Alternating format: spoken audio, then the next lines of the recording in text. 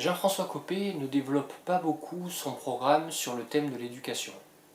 Malgré tout, il a quelques idées fortes et il place l'éducation au cœur du troisième pilier de son programme, qui en compte trois, ce troisième pilier étant le progrès à travers l'égalité des chances. Dans le détail, il est favorable à l'autonomie des responsables d'établissement et de leur équipe.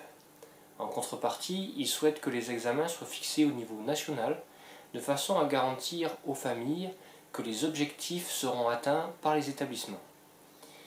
Il souhaite un examen préalable à l'entrée en 6e pour contrôler que les élèves ont acquis les connaissances fondamentales, que sont la lecture, l'écriture et la maîtrise du calcul. Il souhaite que le bac soit revalorisé et que pour cela, il soit concentré sur les matières que lui juge essentielles.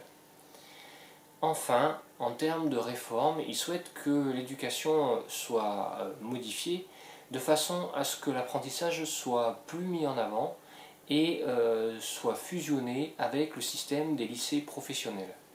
Sur ce point, il est sur la ligne d'un François Fillon par exemple, mais en développant beaucoup moins. Regardons où nous le plaçons sur le thème de l'éducation par rapport à ses concurrents et à notre grille.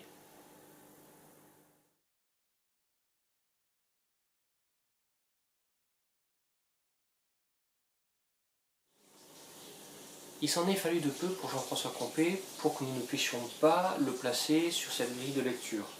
Son programme, en effet, n'est pas très détaillé et il a été difficile de le placer.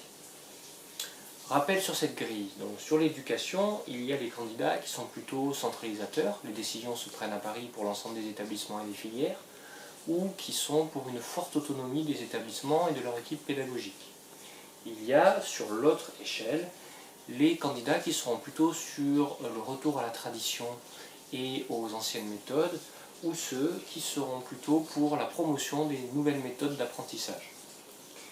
Sur cette grille-là, le PIC place Jean-François Copé du côté des traditionnels, puisqu'il parle d'un examen préalable à l'entrée en 6e, où sera vérifiée la capacité des élèves à savoir lire, écrire et maîtriser le calcul.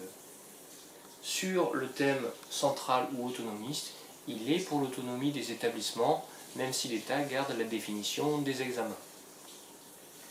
Merci et à bientôt.